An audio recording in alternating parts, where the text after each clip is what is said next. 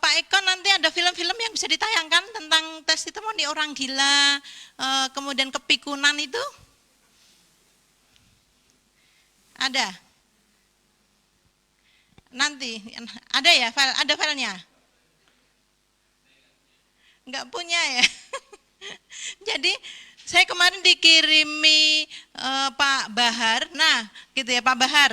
Nanti minta tolong ditayangkan gitu ya tentang tentang orang gila, kemudian meningkatkan daya ingat dan sebagainya, itu testimoni langsung gitu ya. Oke, kita belajar ya tentang NBP.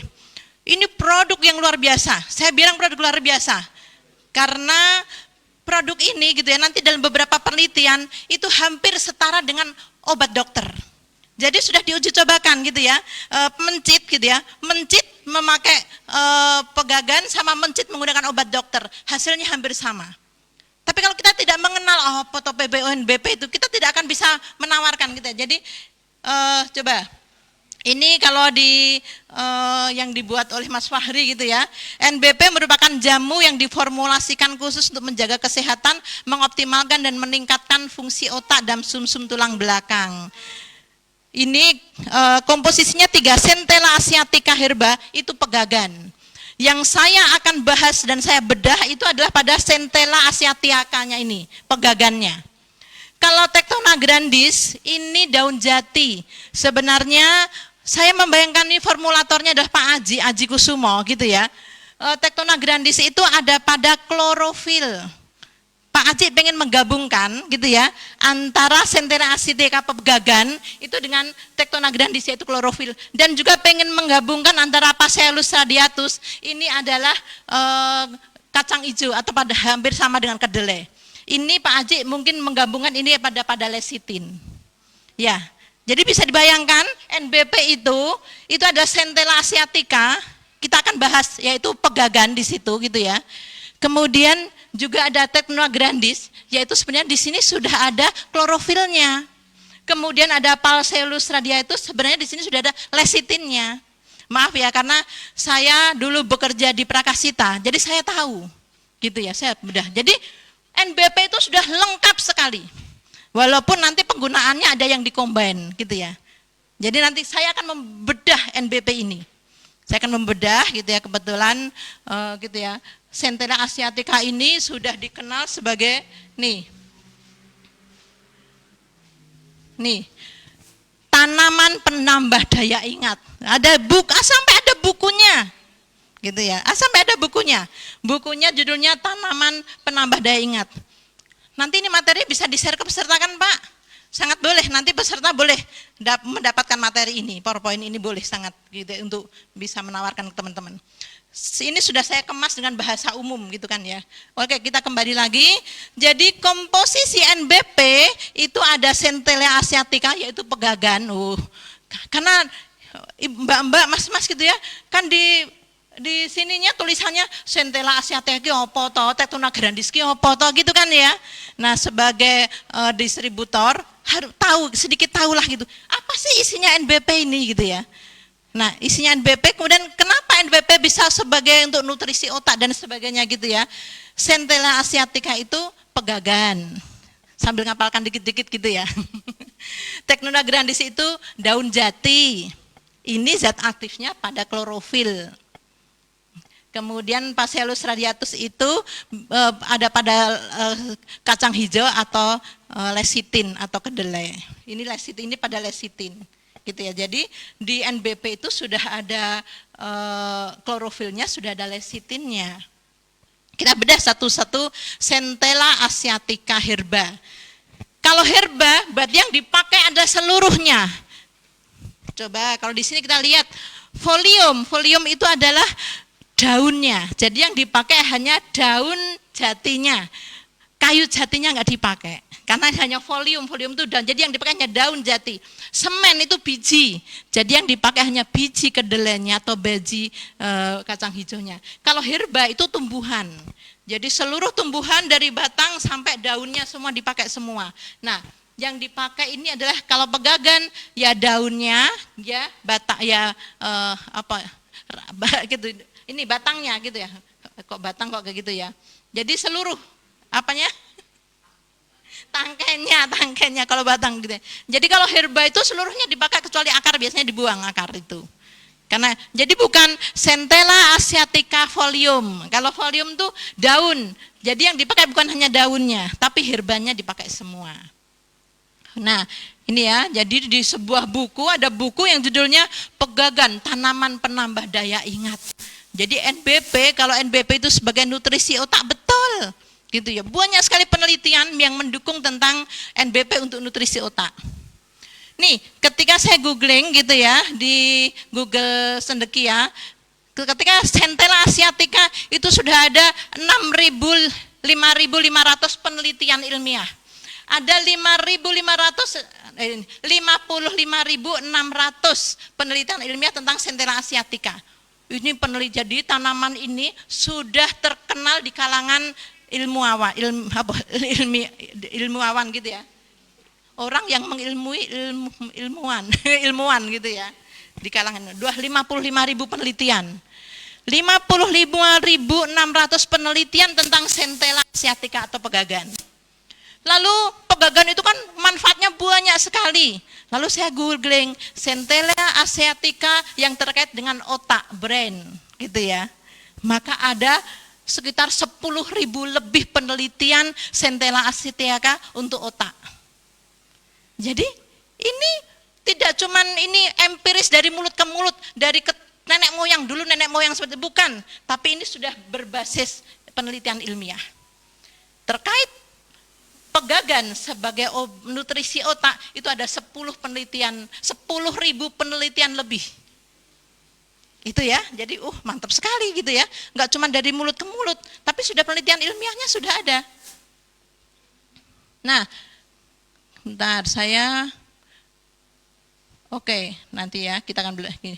Nah, tadi sudah, lalu pegagan kok bisa gitu ya, pegagan itu sebagai nutrisi otak gitu ya. Kandungan ini belajar sedikit-sedikit gitu ya. Kandungan komponen bioaktif pada pegagan itu adalah brahmic acid. Ini adalah sebuah antioksidan. Ya, antioksidan. Jadi di luar ini ada radikal bebas yang banyak sekali, maka butuh antioksidan. Antioksidan radikal bebas itu bisa mematikan sel-sel, termasuk sel-sel otak, gitu ya. Maka dibutuhkan antioksidan.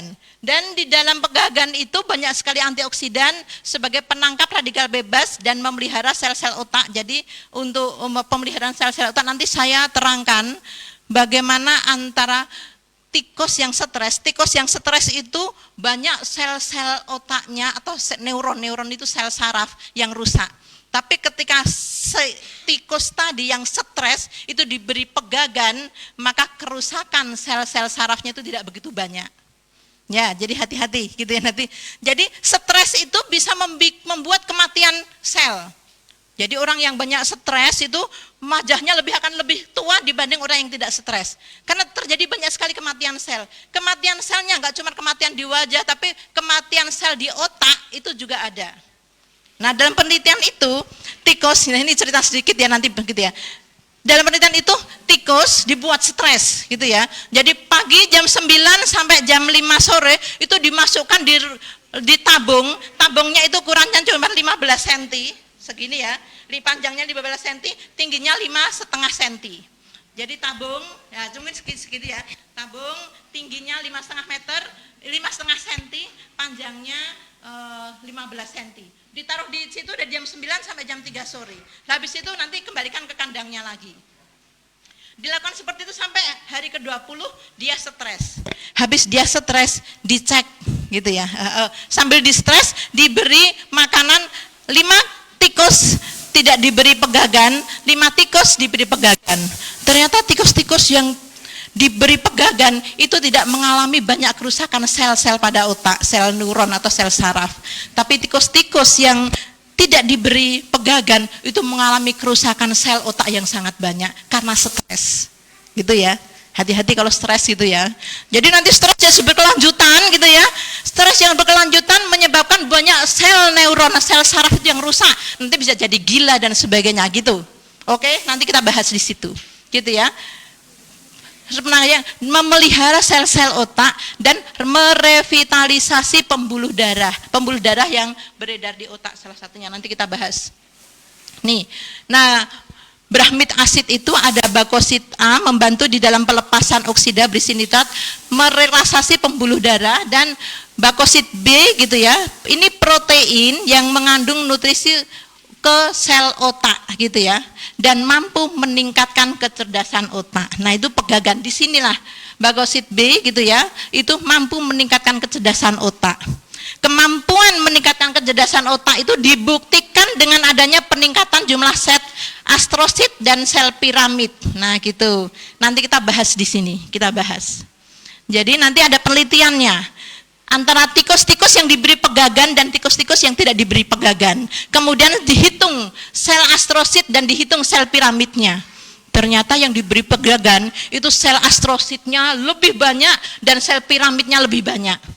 Dan dua sel ini berfungsi untuk memelihara perkembangan dan fungsi sel saraf yang ada di otak. Bayangkan. Nah itu kita lihat nanti dulu. Bisa dipahami enggak? Jangan-jangan Bu istilahnya terlalu ngilmiah gitu ya? Enggak ya, ini sudah saya bantu gitu ya. Luar biasa. Saya bilang ini luar biasa. AMNE gitu ya, NBP. Saya orang Prakasita, 20 tahun saya kerja di Prakasita, jadi ada AMNE, ada NBP gitu ya. Oke, itu 20 gitu ya. Jadi kita bahas nanti semuanya sudah berbasis penelitian ilmiah. Tidak cuma dari mulut ke mulut. Nanti akan dikuatkan dengan testimoni yang disiapkan Pak Bahar nanti gitu ya. Ada beberapa pasien, bayangkan gitu ya, ada dosen gitu ya, kemudian ada dosen UNY yang dia bisa menjadi di usia yang sudah sepuh gitu ya. Dosen itu kan pensiun tahun umur 65 gitu ya. Di usia yang sepuh dia ketika mengkonsumsi NBP itu lebih cerdas gitu ya. Saya bisa, daya ingat saya lebih kuat dibanding dengan dosen-dosen muda yang lainnya. Kata beliau seperti itu, luar biasa gitu ya. Kemudian nanti ada orang yang sudah gila gitu ya, itu bisa, ya gilanya enggak jauh gitu, dia sering, dia punya ngomong sendiri, punya dunia sendiri gitu ya, dia ngomong sendiri dan sebagainya. Nah minum obat itu akhirnya bisa kontak sosialnya tuh jadi bagus, tanya jawab omong-omongan tuh jadi bagus. Kita nanti dilihat gitu ya, kok bisa gitu ya. Neuron kita nanti bicara di sini karena kerjanya di sini. Nih lihat. Pegagan tadi berfungsi sebagai pemelihara perkembangan dari fungsi neuron gitu ya.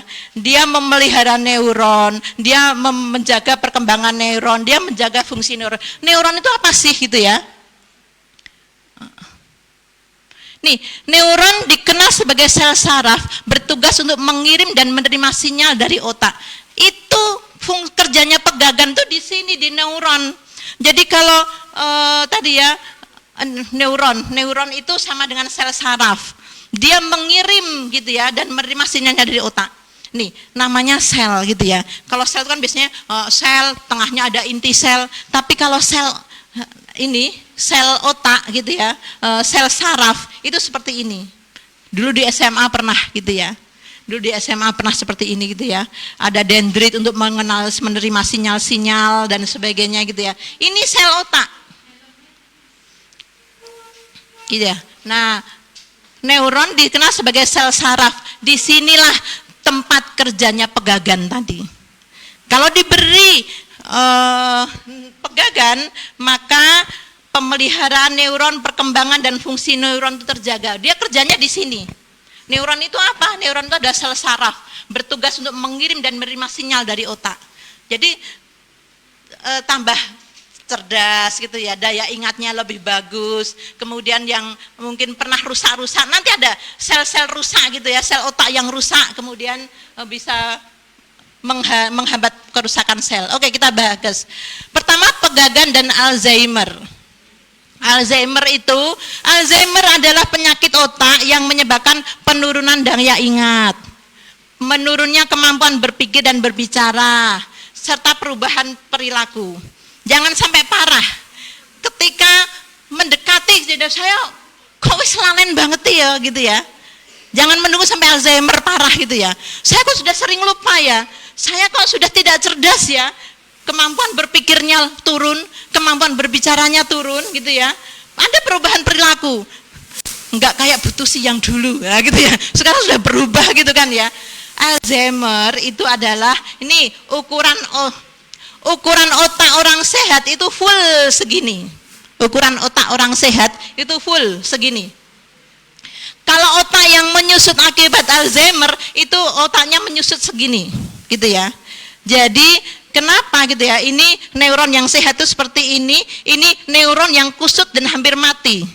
Jadi Alzheimer itu disebabkan oleh apoptosis, kematian sel-sel pada otak, kematian neuron tadi, sel-sel saraf. Jadi Alzheimer itu adalah ini kematian neuron atau kematian sel-sel saraf yang ada di otak. Karena kematiannya banyak sehingga terjadi di Alzheimer gitu ya. Ukuran otak yang sehat itu segini, kalau orang Alzheimer otaknya menyusut gitu ya. Karena beberapa neuron itu ada yang mati. Penelitiannya, bagaimana pegagan bisa mengobati orang Alzheimer? Ini Alzheimer juga termasuk Parkinson, itu akibat dari apoptosis, kematian sel prematur yang berlebihan pada neuron otak. Apoptosis itu kematian sel. Ini sedikit belajar. Tubuh manusia itu setiap hari terjadi apoptosis, kematian sel. Jadi jangan kaget gitu ya. Coba, kemarin saya presentasi tentang kulit. Kematian sel kulit itu dalam satu hari itu apa 50 juta gitu ya. Ada 50 juta sel kulit mati itu baru kulit. Setiap hari itu ada apoptosis, kematian sel. Tapi ketika kematian selnya tadi belum saatnya mati tapi sudah mati gitu ya. Nah, itulah yang menyebabkan Alzheimer. Jadi gitu ya. Neuron yang tersisa tidak mempunyai kemampuan untuk meregenerasi sel yang hilang.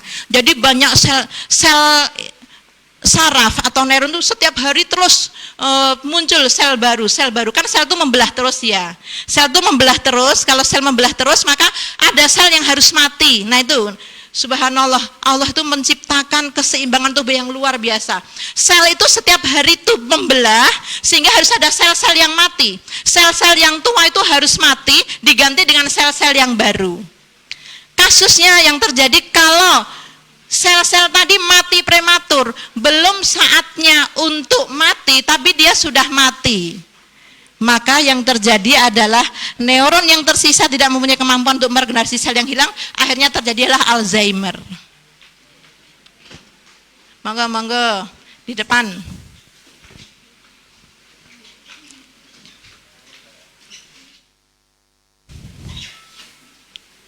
Ini penelitiannya. Ini bahasa Inggrisnya, saya terjemahkan gitu aja. Pengaruh pemberian ekstrak daun pegagan terhadap jumlah sel cerebrum yang mengalami apoptosis pada tikus putih, gitu ya. Ini,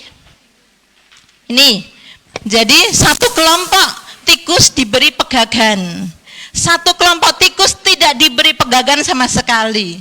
Lalu pada minggu ke-6 dibedah otaknya. Ini pekerjaannya orang penelitian tuh kayak gitu. Jadi di luar negeri sudah ada pecinta binatang sudah mudah memprotes kayak gini.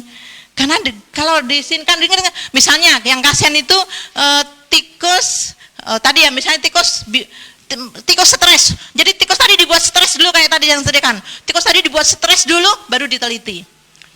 Tikus mungkin aktivitas tanaman untuk kanker. Tikus tadi dibuat kanker dulu baru dikasih obat anti kanker. Kalau orang pecinta binatang jahat gitu kan ya, tikus sehat-sehat kok dibikin kanker gitu ya. Untuk uji coba kadar gula darah gitu ya, tikus diinjeksi gula tinggi gitu ya, biar dia kadar gula darahnya tinggi. Setelah tikus tadi kadar gula darahnya tinggi, baru dikasih obat penurun kadar gula darah. Gitu. Jadi kalau sama pecinta binatang gitu ya, ini diprotes kayak gini itu. Tapi kita ya, nanti kita gitu ya. Jadi satu kelompok tikus diberi ekstrak pegagan, satu kelompok tikus tidak diberi ekstrak pegagan gitu ya. Kemudian pada minggu ke-6 itu dibedah otaknya, dilihat gitu ya. Ternyata rata-rata jumlah sel yang mengalami apoptosis tadi sel yang mati, sel yang mati. Kelompok yang diberi pegagan gitu ya, sel yang mengalami otot gitu ya. Jadi kelompok kontrol itu kelompok yang tidak diberi apa-apa, itu sel yang matinya 103. Kelompok yang diberi pegagan itu sel yang matinya 74. Tetap ada sel matinya karena memang itu harus, karena setiap saat itu sel itu membelah. Kalau tidak apoptosis, kematian sel itu tidak ada, nanti terjadinya adalah tumor. Jadi selnya membelah terus-menerus tapi tidak terjadi kematian sel. Gitu ya. Jadi untuk menjaga keseimbangan, sel tadi membelah terus, regenerasi sel, tapi sel tua harus mati. Gitu ya. Jadi ini, kelompok yang diberi pegagan yang mati hanya 74 sel, kelompok yang tidak diberi pegagan sel yang mati 103. Ini. Termasuk stroke iskemik. Aliran darah ke bagian-bagian tertentu dari otak terhambat sehingga menyebabkan kematian sel saraf melalui peningkatan apoptosis. Orang yang stroke iskemik itu gitu ya, mungkin karena penyempitan pembuluh darah dan sebagainya gitu ya. Kemudian aliran darah ke otak itu berkurang. Bisa dibayangkan ketika aliran darah otak berkurang, maka oksigen ke otak berkurang. Kalau oksigen ke otak berkurang, maka sel-sel otak itu ada yang mati. Gitu. Kalau ada sel-sel otak yang mati, maka nanti jadi Alzheimer, stroke atau Parkinson dan sebagainya. Nah, dengan pegagan mengurangi apoptosis, dengan pegagan mengurangi sel-sel yang mati. Ini udah ada penelitiannya loh ya. Pegagan sebagai smart drug. Tuh, gitu ya. Pertama, pegagan sebagai obat anti Alzheimer. Sudah bisa dipahami ya. Jadi tadi nih, orang yang Alzheimer itu penurunan daya ingat, menurun kemampuan berpikir, itu ya, itu disebabkan oleh ini neuron yang mati karena apoptosis.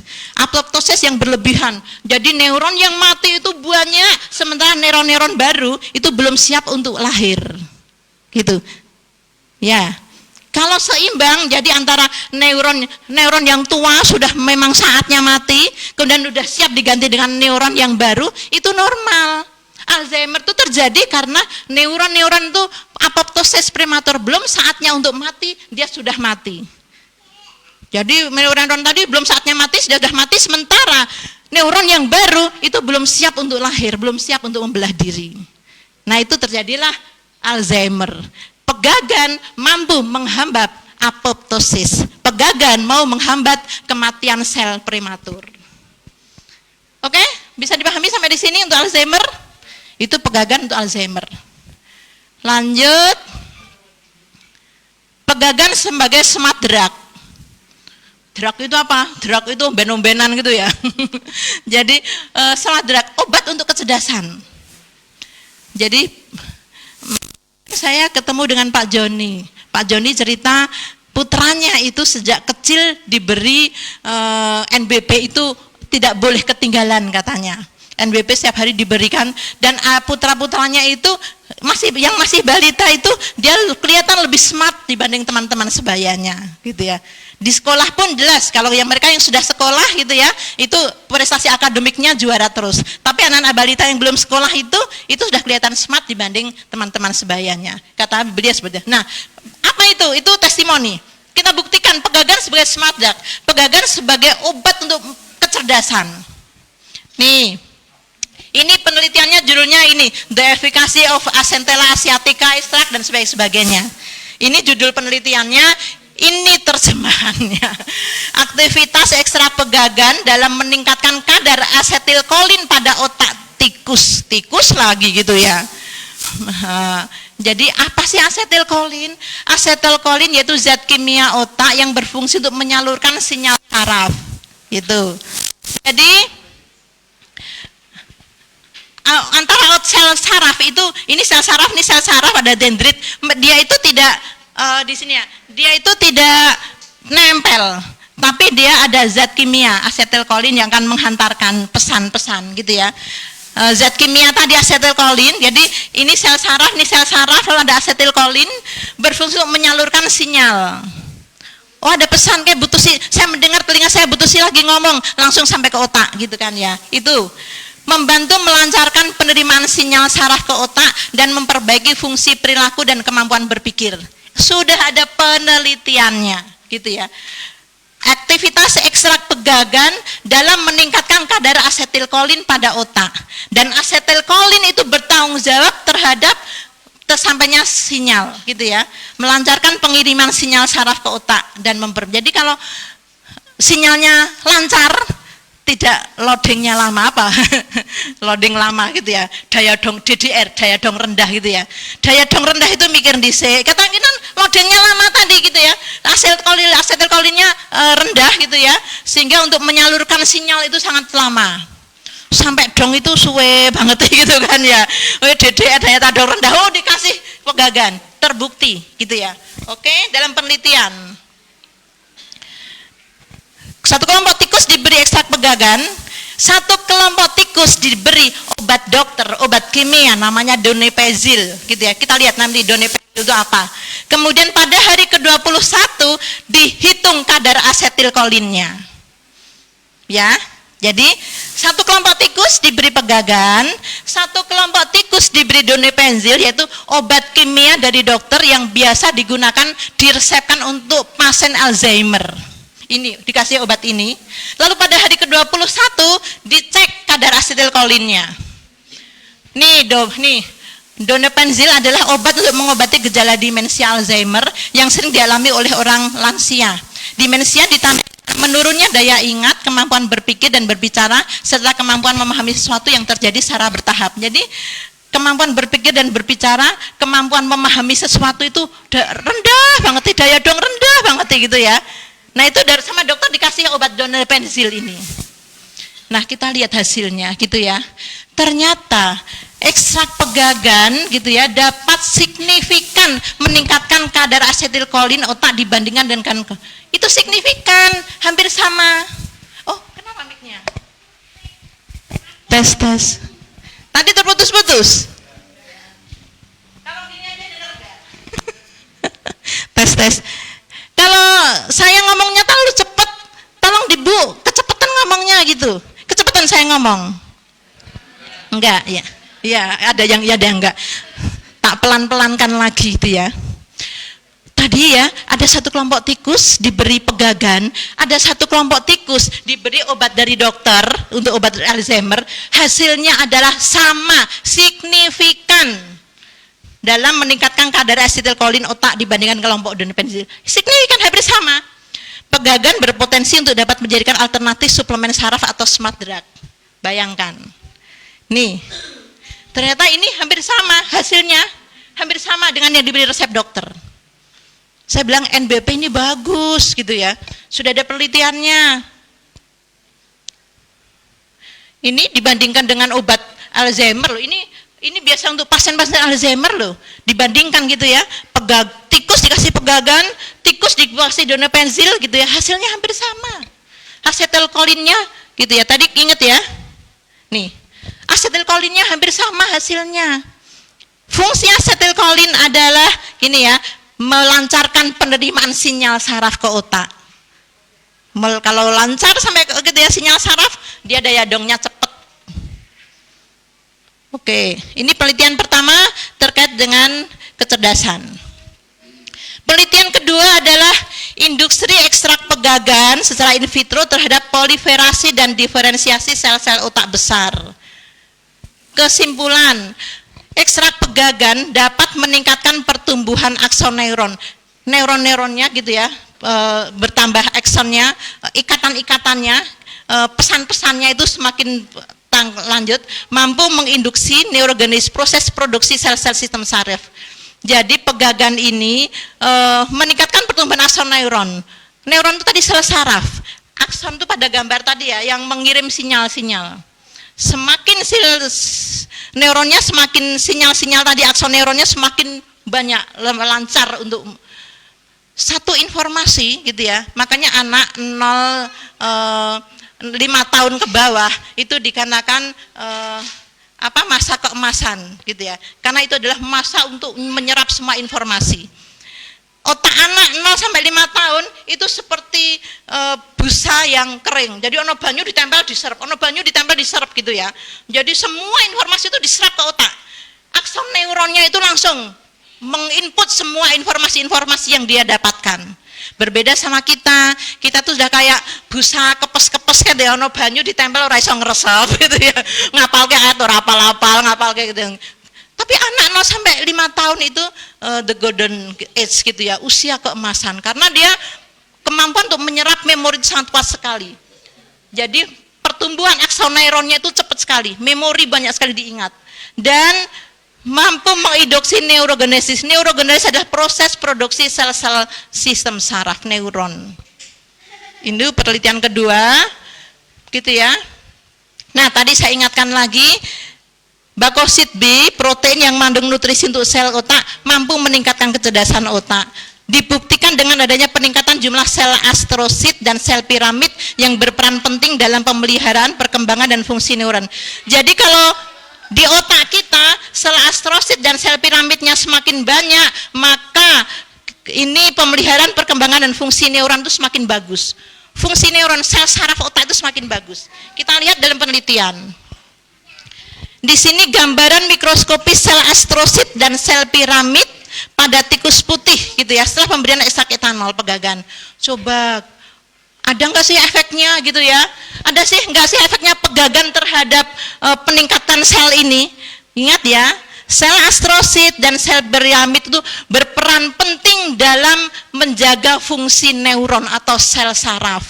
Sel saraf. Jadi sel saraf otak itu sangat berpengaruh pada dua sel ini. Dan hasilnya adalah gitu ya, kelompok yang diberi pegagan gitu ya, sel astrositnya ada 378, kelompok kontrolnya 52. Dan kelompok yang diberi pegagan itu sel piramidnya 83, sel kelompok kontrolnya 58. Terbukti bahwa pegagan itu mampu meningkatkan sel astrosit dan sel piramid. Ya, ingat? Sel astrosit dan sel piramid bertanggung jawab dalam pemeliharaan, perkembangan, dan fungsi neuron atau sel saraf otak. Tuh, ini gitu ya. Ya, sudah ya. Lanjut. Pegagan mampu meningkatkan daya ingat. Mana Pak Bahar ada nggak mana? Video Pak dosennya ada nggak? Video Pak dosen? Tolong ditampilkan. Jadi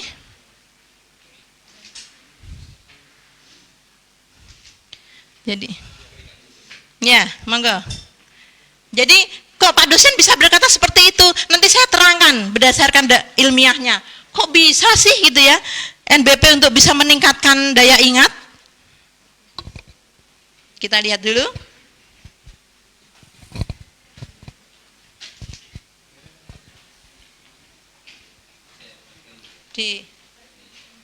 Oh ya, yeah.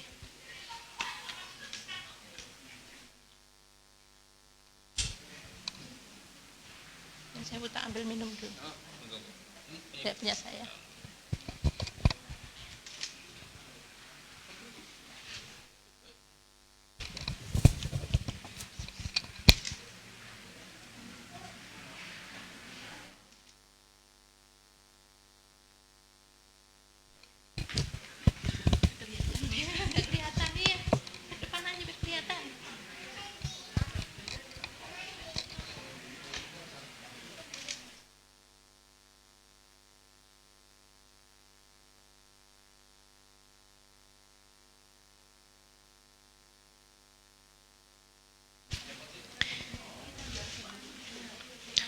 Ini testimoni dari dosen UNY, gitu ya, dosen UNY di usia yang ke-59. Beliau rutin menggunakan NBP.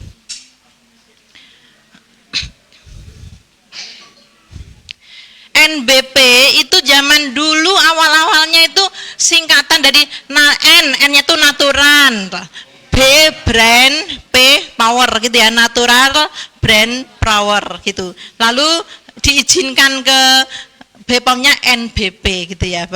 Seharusnya kan huruf N, huruf B, dan huruf P gitu ya. Tapi kata Pak Bahar, natural bel pinter gitu ya. Ben pinter, tapi aslinya natural brain power gitu ya. Untuk otak memang. Nah, soundnya pakai ini? Ada, sudah ada. Sudah. Tepatnya dengan Bapak Dr. beliau adalah seorang dosen di Universitas Negeri Jakarta, tepatnya. Ya, cara saya mengetahui efeknya itu ya dengan kalau bincang-bincang dengan teman lain, saya bisa membandingkan, loh ternyata ingatan saya masih tidak kalah. Jadi ingatan saya ini supaya otak bisa bekerja terus gitu loh. Ya jelas saya merasa aman dan nyaman. Saya bekerja tidak mikir kesehatan dan sebagainya. Pokoknya dengan sistem kerja seperti ini, ya sudah saya jalan terus saja gitu sampai jam tidur saya jam 10 ya jam 10 sudah nggak mikir apa-apa tidur. Bapak sangat terbantu Pak ya dengan produk NASA ini. Iya. Baik pemirsa NASA, demikian tadi wawancara kami, bincang-bincang kami dengan Bapak Suharto. Jadi beliau telah membuktikan atau merasakan manfaat dari produk kesehatan NASA dan itu sangat menunjang untuk profesi dan kesehatan Bapak, betul Pak ya? Betul. Sekian laporan kami tim NASA, saya Agung dan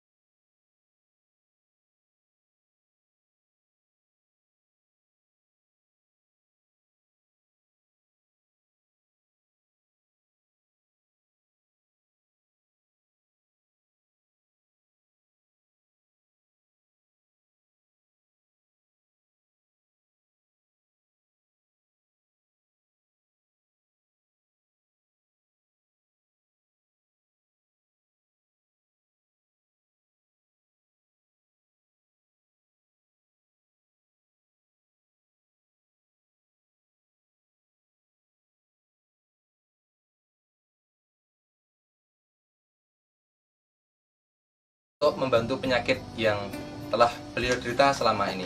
Bisa memperkenalkan diri dulu Pak pada pemirsa NASA. Saya nama Pak Abdurrahman, Desa Sumberjo Paiton, Kecamatan Purbolinggo, Kabupaten Purbolinggo. Yang Bapak derita selama ini penyakitnya apa Pak sebetulnya Pak? Penyakit saya ada ingat, Tidak ingat apa-apa ya? ya ada ingat apa. Gangguan ingatan begitu Pak ya? Nah ini Bapak sudah mengalami penyakit ini kira-kira sejak tahun berapa Pak? 95. Sejak tahun 95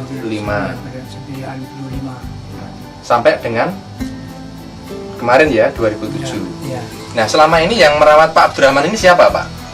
istri. Istri ya, selama ini yang merawat istri. Selama sakit itu sudah pernah berobat kemana saja Pak Abdurrahman? Tidak kemana-mana Pak. Tidak kemana-mana, jadi tidak dilakukan terapi sama sekali. Ya, Ini kita juga bersama Ibu ya, namanya siapa Bu? Mohon memperkenalkan diri kepada pemirsa. Perkenalkan, saya nama Bu Misri. Apa yang dilakukan oleh Pak Abdurrahman ketika beliau ini sakit? Ngeranyam. Ngeranyam itu artinya Bicara.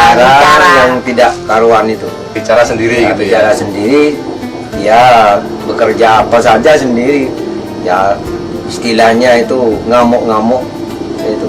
Apakah sampai menyerang pada orang lain? Oh, tidak menyerang pada orang lain. Cuma Bagaimana? yang diserang itu pintunya orang itu dilempari, tembengnya orang itu dilempari. Sering itu ngidung itu. Istilah kata orang Jawa itu ngidung. Itu nyanyi juga itu sering nyanyi itu jalan-jalan mana itu. Dan pakaiannya itu sudah ada karuan. Kadang-kadang ya moto, kadang-kadang ya kalau sudah dipakai suruh pakai ini. Kemudian untuk mengenal kepada lingkungan sekitar atau keluarga bagaimana? Apakah masih bisa mengenal? Masih bisa ingat? Oh, tidak ingat Pak. Sama sekali Sama sekali tidak ingat. Wong yang namanya waktu itu ya ditanya-tanya itu tidak mau. Ditanya orang itu tidak mau. Kemudian sehari-harinya seperti apa Pak kondisinya? Sehari-harinya sepertinya ya orangnya itu kesenangannya itu dekat-dekat kuburan itu. Di kuburan itu baca apa cara nyanyi. Mulai mengkonsumsi NASA ini sejak kapan Pak? Tanggal 6 Agustus 2007. Yang Waktu digunakan itu bapak ini masih ngamuk-ngamuk. Pertama kali ini saya minumkan separuh. Keduanya itu 1 sendok tiap 3 kali. Pagi 1 sendok, sore 1 sendok, mau tidur 1 sendok. Ini 3 kali 2 kapsul. SBMN-nya itu 1 sendok. 3 kali sehari. 3 kali sehari. Terus ini huang teh, ini juga 3 kali. 3 kali 1 kali Saset. saset ini. Dulu awalnya Oke. Sehari sehari minum 2 kapsul, 3 kali sehari. Sesudah itu habis ini 3 kali sehari 1 kapsul. Nah, kalsia ini 1 saset. saset 1 kali. Sesudah itu orangnya sudah sembuh, begini bisa diajak bicara, bisa naik sepeda, bisa pokoknya semuanya saya tanya itu sudah sehat. Pak Abdurrahman ini menghabiskan 1 paket, 1 paket C ya? 1 paket C ditambah 2 botol NBP, terus kalsia ini 2, terus lasitin 2. Itu kira-kira pemakaian terakhir kapan Pak? Sampai kapan habisnya itu? Bulan Habisnya itu bulan September, kalau enggak keliru belasan Bu. Tanggal belasan apa? 2007 ya? 2007. Setelah itu apakah masih memakai produk NASA lagi? Masih pakai produk NASA Sampai saat ini? sampai saat ini. Saat ini yang dipakai apa? yang dipakai sekarang ini kalsia, Masih tetap dipakai? masih dipakai. Bapak ini ya, kira-kira ada perubahan setelah berapa hari minum? 3 hari Setelah 3 hari ya? Nah setelah 3 hari minum ini seperti apa perubahannya? normalnya. Normalnya bagaimana? Bicara. Nah, Dulunya bicara terus, Ya. kemudian setelah 3 hari Berhenti. esa pun ya. Ber- Kan esa ka lako karo kerja karena kon kerja artinya apa Pak? nyari Artinya itu nyari. Pak, berhenti bicara yang tidak karuan itu, berhenti dalam 3 hari. Juga pun ingat pada pekerjaannya seperti ngarit, itu sudah ingat. Setelah 3 hari itu ya, itu sudah bisa mulai mengingat ya. Mengingat. Yang pertama kali diingat adalah pekerjaannya. Iya. Kerja. Pekerjaannya apa Bu sehari-hari? Nyari kaju nih Nyari rumput Cari ya. rumput Rumput ya. dari kayu. dari kayu. Kemudian setelah beberapa hari sudah sembuh total Bu. Artinya semua keluhan atau semua yang diderita Bapak ini sudah betul-betul hilang itu setelah berapa hari? 6 hari. 6 hari ya. Iya, 6 hari. 6 hari. Sudah sama ingat. sekali sembuh ya. Iya sembuh. Ingat. Ini Ibu sudah menghabiskan berapa Bu untuk membeli atau menggunakan produk NASA? Ini sudah habis berapa uangnya? 670. Sekitar 670.000 rupiah ya Iya. untuk menggunakan produk NASA ini. Produk masa. Kira-kira menurut Ibu ini lebih efisien atau lebih ekonomis tidak menggunakan produk NASA? Tapi ekonomis. Karena gimana Bu? Sudah Bapak ini kan sudah 12 tahun ya. Ya 12 tahun. Nah dengan hanya menggunakan produk NASA ini ternyata bisa sembuh. Bisa sembuh. Ibu sangat gembira ya. Saya gembira. Gembira karena Pak Abdurrahman Pak bisa Abdurrahman sembuh. bisa sembuh. Padahal sudah sakit selama Sakit 12 tahun ya Bu. 12 tahun. Kemudian dengan bantuan NASA ini sebanyak 670.000 sekarang sudah bisa sembuh. Baik. Kalau Bapak Abdurrahman gimana Pak? Perasaannya Pak setelah sembuh ini gimana? Ya, terima kasih saya. Senang sekali ya. Ya, terima kasih banyak. Baik pemirsa NASA, demikian tadi bincang-bincang kami tim NASA dengan Bapak Abdurrahman sekeluarga. Beliau telah membuktikan kehebatan dari produk NASA untuk membantu penyembuhan dari gangguan jiwa yang telah beliau derita selama kurang lebih 12 tahun ya. Pemirsa NASA, saya Agung dan kameraman Happy melaporkan dari Probolinggo, Jawa Timur. Salam NASA.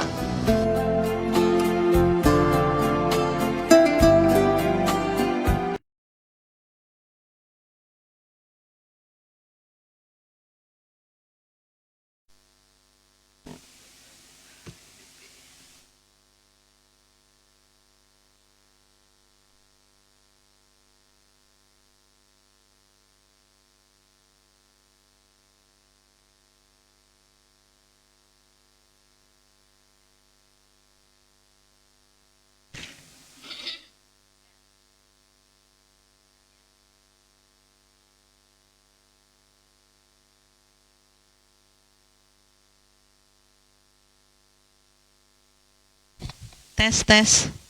Ya, tadi luar biasa. Pertama kali menggunakan amne, 3 hari sudah gejala-gejala ngomong sendiri dan sebagainya sudah hilang gitu ya.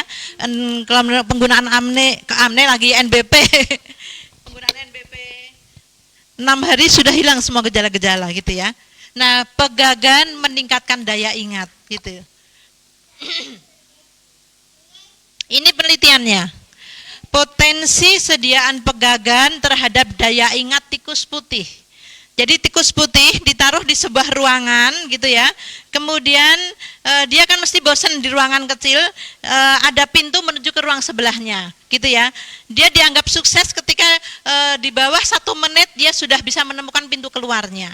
Itu dicek seperti itu gitu ya. Jadi hari pertama di gitu dia sudah menemukan jalan keluar. Hari kedua dia sudah menemukan jalan keluar gitu ya. Nah, kita lihat seberapa kecerdasan tikus gitu ya yang diberi pegagan dan yang tidak diberi pegagan.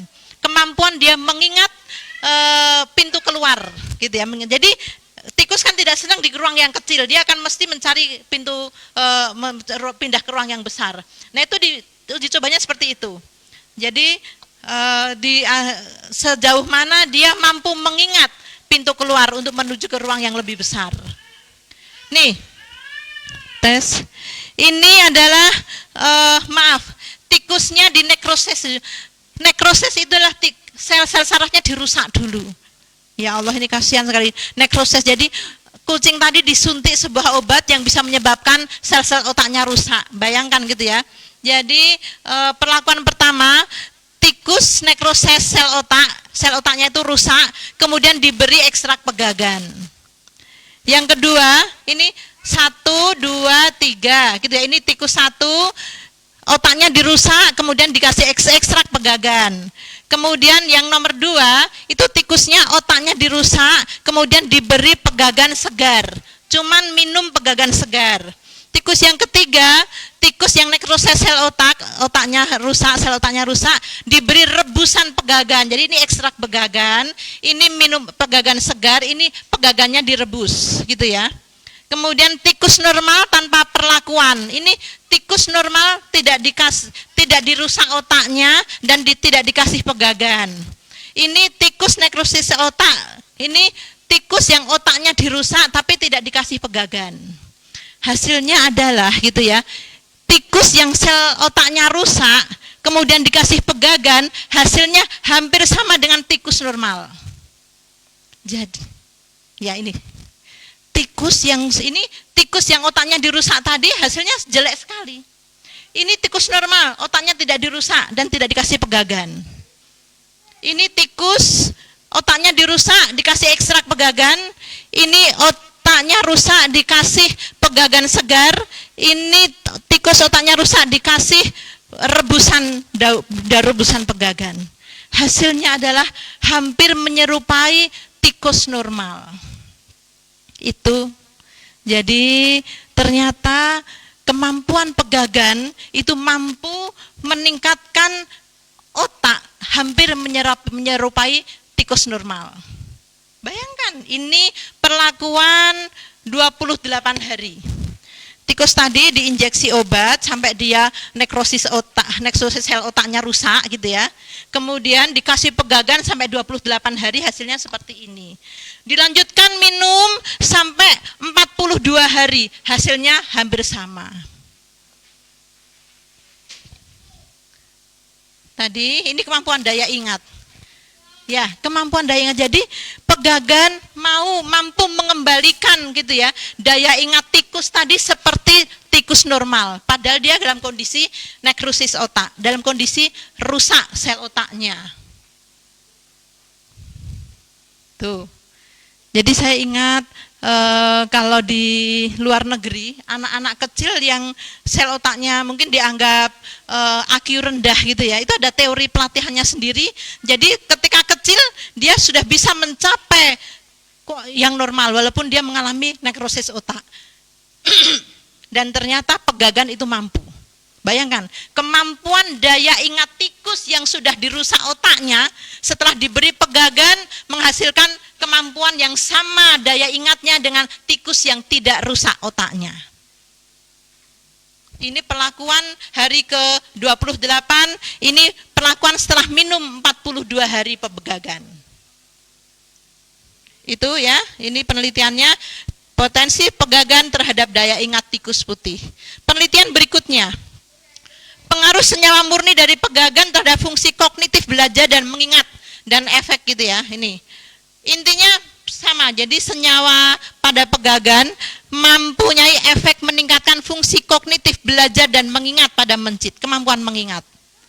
Tadi kemampuan mengingat, jadi dengan beberapa metode gitu ya, ternyata tikus tadi bisa mencari jalan pintu keluar kemampuannya gitu ya, hampir sama dengan yang normal, padahal tikus tadi sudah rusak otaknya. Dan banyak sekali penelitian lainnya gitu ya, luar biasa. Tadi bapak tadi maaf sudah ingatannya sudah terganggu gitu ya, 12 tahun terganggu ingatannya, tapi bisa sembuh hanya NBP 3 hari gitu ya, itu sudah membaik. NBP 6 hari seluruh keluhannya sudah hilang, subhanallah. Karena ini tadi gitu ya, sudah ada penelitiannya. Yang berikutnya, pegagan menghambat kematian sel. Tadi ya, jadi kematian sel, orang sampai gila sebagainya itu kemungkinan ya kematian selnya yang banyak gitu ya. Sayang tidak ada penelitian antara tikus gila gitu ya. Belum ada sih bahan yang bisa membuat tikus gila itu apa, belum tahu gitu ya. Paling stres gitu ya, bikin tikusnya dibuat stres gitu ya. Tikus buat rusak otaknya gitu bisa. Tapi kalau penelitian tentang tikus gila gitu belum ada gitu ya, sayang gitu ya. Kematian sel tadi ya, ini ya, orang stres, tikus stres itu akan banyak sel yang mati, termasuk sel neuron atau sel saraf di otak ya. Orang stres itu akan banyak sel-sel neuron yang mati. Ini coba kita lihat, ini adalah sel-sel neuron. Ini sel-sel neuron gitu ya. Yang A merupakan kelompok tikus yang diberi stres tapi tidak diberi ekstrak pegagan. Yang B adalah tikus yang diberi perlakuan stres kemudian diberikan ekstrak pegagan. Neuronnya ini lebih banyak dan lebih jelas. Ini neuron. Jadi ini sama-sama tikusnya dibikin stres. Tadi ya, tikus dibikin stres, ditaruh tadi udah saya teriakan, tikus tadi ditaruh di lubang pipa. Tikus tadi ditaruh di pipa yang panjangnya 15 cm, tingginya 5,5 cm. Selama pagi sampai sore, lalu masukkan ke kandang lagi. Besok pagi begitu masukkan ke tabung lagi, sorenya masuk ke kandang lagi selama 20 hari. Kemudian dia stres gitu ya. Nah, ternyata ini adalah tikus-tikus stres yang tidak diberi pegagan. Ini neuron, sel-sel sarafnya kelihatan sangat sedikit dan sangat lemah. Stres yang diberi pegagan, ternyata banyak sel-sel neuronnya yang masih hidup. Pegagan, ternyata banyak sel-sel neuronnya yang masih hidup, tidak mati. Ya. Jadi pengaruh ekstrak etanol terhadap jumlah sel neuron di korteks prefrontal yang diberikan perlakuan stres, terbukti bahwa pegagan itu bisa mengurangi kematian sel akibat stres. Ini contohnya, ini jumlah rata-rata jadi sel yang mati gitu ya. Tadi udah saya terangkan. Nah, pemberian ekstrak etanol pegagan berpengaruh terhadap peningkatan jumlah sel neuron gitu ya. Pegagan dapat menghambat kematian sel akibat stres. Gitu. Jadi ada stres itu. Jadi ibu-ibu maaf ya, kita setiap hari harus bangun, nyiapin makanan anak, bersihin rumah, itu stres-stres sendiri buat kita. Jangan dibayangkan stres itu nih aku edan gitu, gila itu, enggak gitu ya.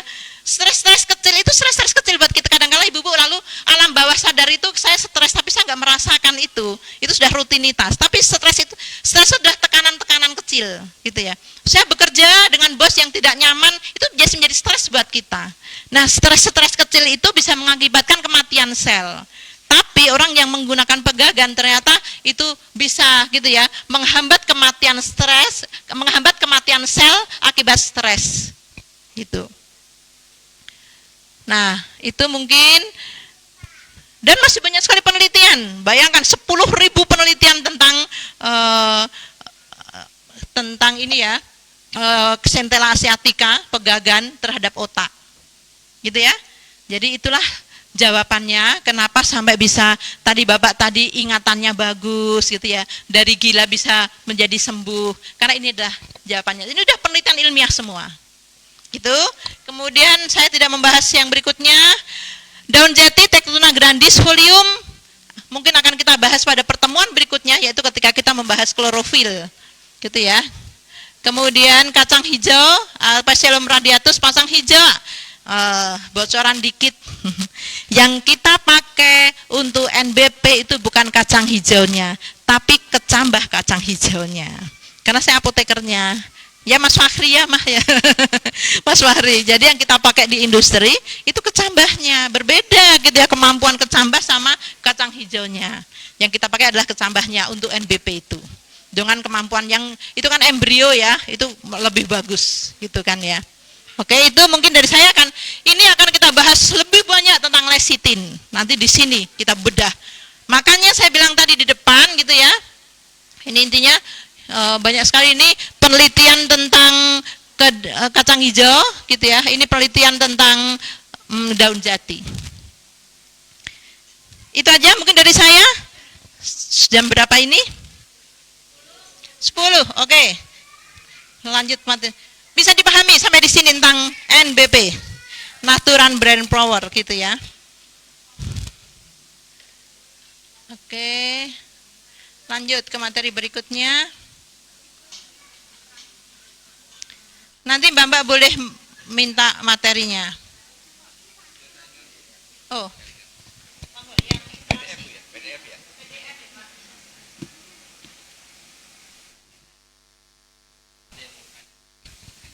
Dari Mas Fahri mau menambahkan pemasarannya Prakasita? Enggak. Nih ada pemasarannya Prakasita di sini kalau mau tanya-tanya. Silahkan Bapak Ibu kalau ada yang mau didiskusikan, mau ditanyakan. Kita belajar bersama. Monggo. Ya, terima kasih. Perkenalkan, nama saya Windri Astuti dari Sedayu. Windri. Ya. Nggih, mohon maaf tadi saya karena agak telat mungkin sudah ada penjelasan, tapi mohon penjelasannya ulang. Untuk kecerdasan otak sendiri itu kan kalau saya pernah baca itu kan berapa persen dipengaruhi oleh genetik dari ibu gitu ya Bu ya. Nah terus yang mau saya tanyakan itu apakah bisa diperbaiki, misalnya kayak saya sendiri mungkin ya termasuk golongan yang agak kurang pintar gitu ya, apalagi di sekolah gitu loh Bu. Nah pengennya kan nanti generasi kita itu lebih pintar, lebih cerdas dari kita gitu. Nah terus upaya apa yang bisa kita lakukan untuk meningkatkan kecerdasan anak, dan mungkin nutrisi selain NBP mungkin dari makanan apa saja gitu Bu yang bisa untuk apa ya meningkatkan kecerdasan otak anak gitu Bu. Terus satu lagi kemampuan meningkatkan apa itu tadi kecerdasan otak itu sampai usia berapa yang bisa kita maksimalkan gitu Bu, biar nanti ketika sudah lanjut usia itu istilahnya nggak cepat lupa gitu loh Bu. Itu aja, terima kasih.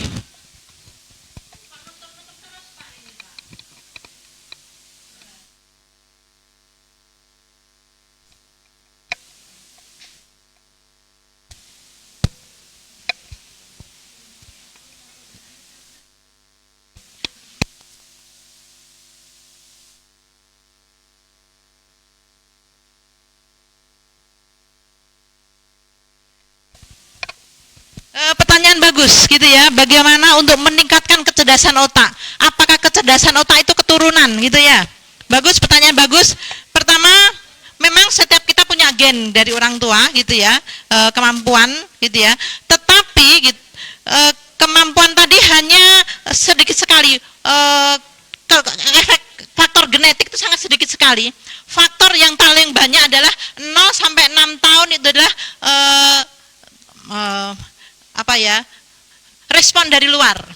Semakin anak tadi mendapatkan respon yang banyak gitu ya, maka itu nanti dendrit antara sel-sel itu akan saling beringkatan, sambung menyambung terus gitu ya, itu semakin cerdas.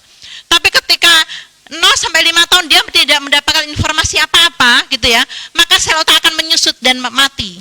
Jadi seketika 0 sampai 5 tahun anak tadi harus dirangsang untuk mendapat informasi sebanyak-banyaknya. Jangan dianggap anaknya, oh cah kira ngerti, cah radong gitu, cah cilik radong.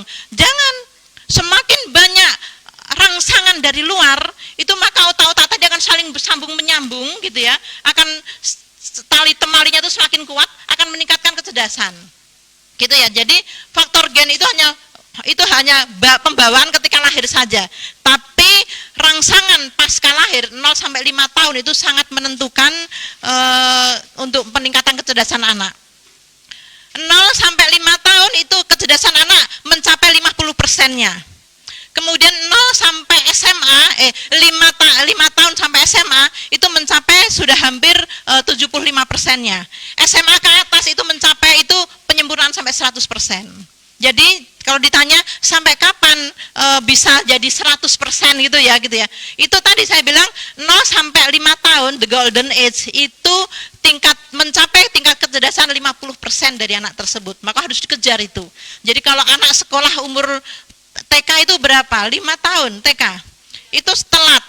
Gitu. Bukan telat, berarti ibunya harus menyekolahkan 0 sampai 5 itu harus sekolah dengan ibunya.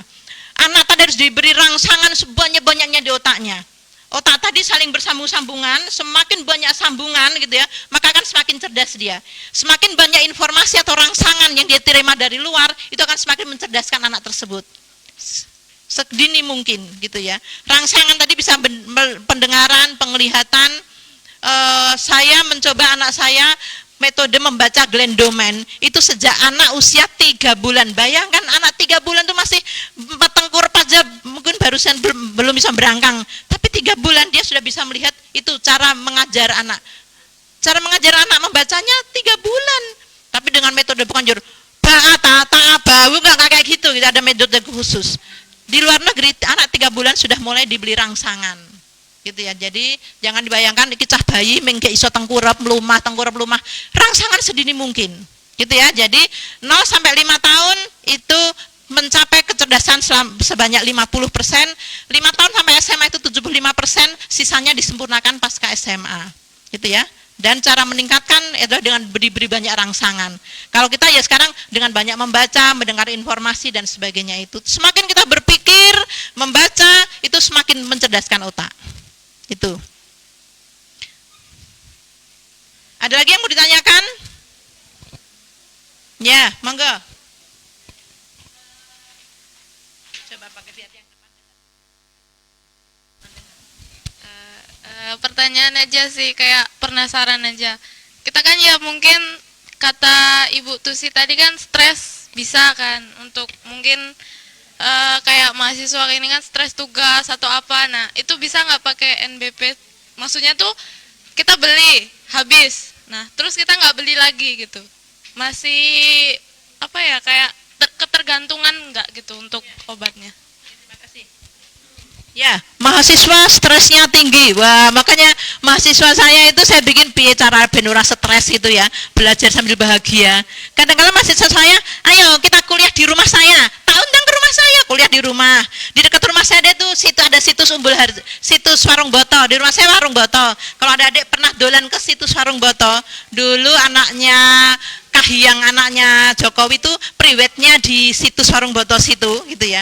Habis mahasiswa kuliah di rumah saya, ayo kita healing gitu ya, ke situs dan sebagainya gitu ya. Oke, tadi ya, kalau mahasiswa banyak stres dan sebagainya gitu ya, kalau minum NBP menyebabkan ketagihan atau tidak? Tidak, saya bilang.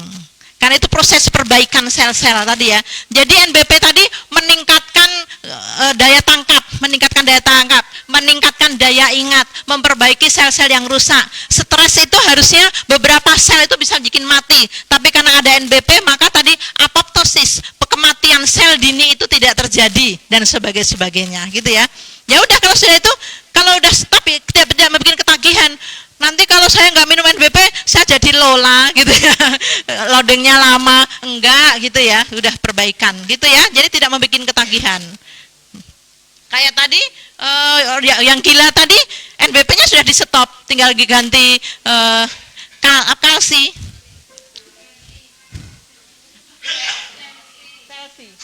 Chelsea itu istilahnya kalsium itu isinya gitu ya. Chelsea isinya kalsium itu. Itu ya.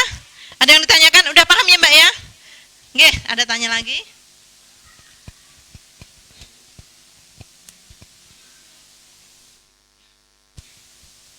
Mau bertanya, kalau untuk usia, kan kadang ada yang tanya kalau dari bayi sampai 6 tahun itu dosisnya berapa? Kemudian kalau misalnya dicampur ke makanan atau susu, itu apakah juga merubah kayak fungsinya nggak maksimal atau bagaimana? Terima kasih. Terima kasih. Kalau saya sebagai apoteker, anak di bawah 1 tahun jangan diberi macam-macam dulu, karena prosesnya itu belum, proses pencernakan dan sebagainya itu belum sempurna.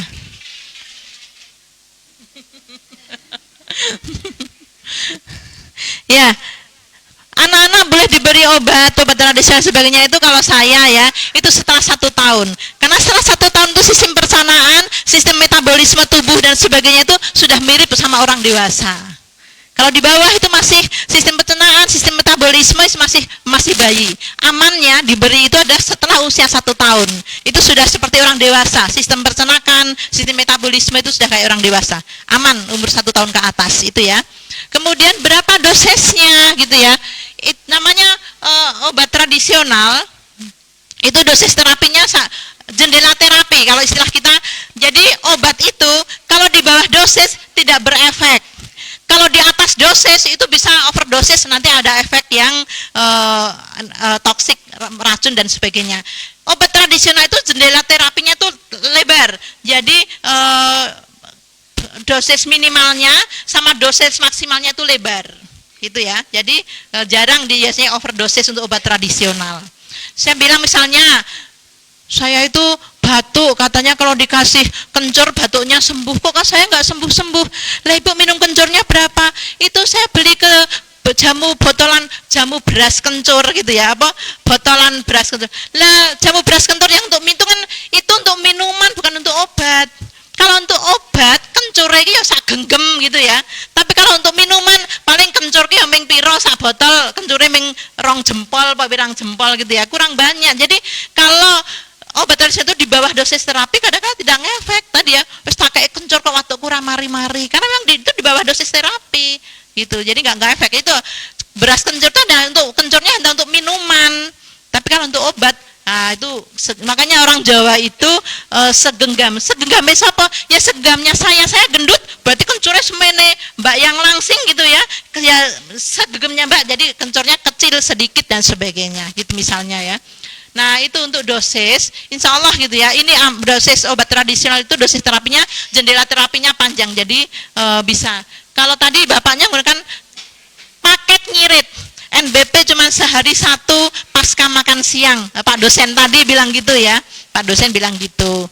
Padahal dosisnya harusnya berapa? 2 sehari 2 gitu ya. Bisa untuk melihat, tetap ada efeknya. Itu ya Mbak ya. Jadi, nah kalau obat digabung sama susu, ini akan saya bahas di sini. Boleh nggak sih minum obat sama susu gitu dan sebagainya? Coba. Oke, ini saya lompati aja karena ini langsung interaksi obat dan makanan. Kita langsung di sini interaksi obat dan makanan tadi ditanyakan, boleh enggak minum obat dicampur dengan susu? Boleh enggak minum obat dicampur ini? Kita lihat antara ada interaksi obat dan makanan. Dulu saya minum obat ini berefek. Kok saya sekarang minum obat ini enggak berefek ya? Kemungkinan karena habis minum obat, saya makanan sesuatu yang bisa membuat tidak berefek obat kita. Kita lihat satu demi satu. Ada 7. Interaksi obat dan makanan. Saya bahas satu demi satu. Pertama, obat yang kita konsumsi bersamaan dengan makanan serat larut air. Gini, bahan serat larut air tadi akan mengembang di usus sehingga meningkatkan proses defekasi atau BAB. Misalnya ini entah saya ini nah. Serat larut misalnya ini rumput laut, ini saya terangkan ya, kayak agar-agar. Jadi minum obat lalu minum agar-agar, nah kok baru nyala sekarang. Tapi tadi dengar. Alhamdulillah. Minum obat lalu minum agar-agar dan sebagainya itu tidak boleh. Kita lihat kenapa. Agar-agar itu termasuk serat larut dalam air gitu ya. Penggunaan bahan penyusun ramuan yang mengandung antrokinan atau serat larut dalam air akan mengurangi waktu transit obat ke dalam usus gitu ya. Sedangkan serat larut air bersifat laksatif, yaitu mempercepat keluarnya feses. Makanan itu kita proses dari mulut, masuk ke mulut, ke kerongkongan, ke lambung, lalu ke usus 12 jari, habis usus 12 jari, usus besar, lalu selesai, anus gitu ya. Proses penyerapan obat itu ada pada usus 12 jari. Gitu ya, jadi mulut, kerongkongan, lambung, itu belum ada proses penyerapan khasiat obat. Baru di usus 12 jari itu ada proses penyerapan khasiat obat tadi. Nah, kalau bersamaan obat kemudian minum agar-agar gitu ya, ini efeknya. Contoh tanamannya gitu ya. Ini yang mengandung antrokinan adalah lidah buaya, kemudian rumput laut, jeli. Jika bahan obat dicampur dengan tanaman di atas, maka waktu transit di usus itu berkurang. Feses cepat dikeluarkan, kesempatan absorpsi zat aktif berkurang, dan efek farmakologinya akan berkurang. Gini, ingat iklan Vegeta, ya, iklan Vegeta itu maksudnya apa? Vegeta itu dari rumput laut, jelly gitu ya. Makan obat yang kita minum bersama dengan minum itu, kita minum agar-agar, lalu nanti obat tadi akan melewati usus 12 jari itu cepat banget nih, ujuk-ujuk tekan usus besar. Belum sempat diabsorpsi sempurna, belum sempat obat tadi diserap sempurna oleh usus, sudah sampai usus besar. Gitu. Paham ya? Jadi agar-agar itu menyebabkan lewatnya tuh cepat sekali, jut kata di iklannya seperti itu.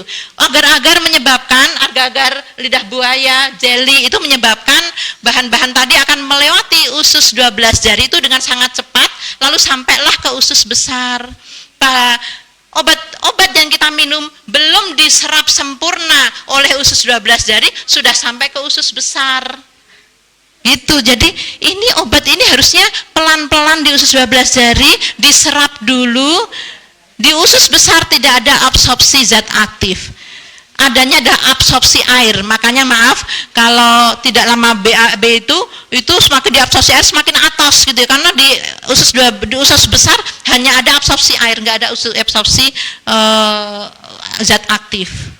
Nah itu, jadi habis minum obat jangan minum lidah buaya, jangan rumput laut, jangan jelly, karena ini langsung set kata di iklan gitu ya. Belum sempat diserap sempurna oleh usus 12 jadi dia sudah sampai usus besar, sehingga dia obatnya tidak, efek farmakologinya tidak maksimal. Paham sampai sini? Ya, oke. Yang kedua, laksansia atau pencahar. Ini misalnya, nanti kita jarang minyak, biji jarak dan sebagainya, itu jarang ya. Jadi makanan atau minuman dapat mengandung bahan yang dapat bersifat pencahar. Minuman lidah buaya yang pengolahannya keliru sehingga masih mengandung getah yang berasa pahit, atau minyak biji jarak. Minuman mengkudu dalam jumlah yang banyak. Obat yang dikonsumsi bersama itu akan tidak diserap sempurna ke dalam darah. Pencahar itu orang kalau diare dikasih pencahar gitu loh. Ya, laksansia itu pencahar. Jadi orang dikasih dia gitu ya, kebalik ya. Orang biar sembelit gitu ya. Jadi biar lancar, BAB-nya biar lancar gitu ya, memperlancar diare. Jadi pencahar itu memperlancar BAB. Jadi orang yang sembelit, nah dikasih pencahar biar lancar BAB-nya. Nah, minum obat bersama zat-zat ini itu sama gitu ya. Nanti cara kerjanya kayak tadi, belum diserap sempurna oleh usus 12 jari, dia sudah dibuang ke feses. Karena tadi cepat sekali pencahar itu.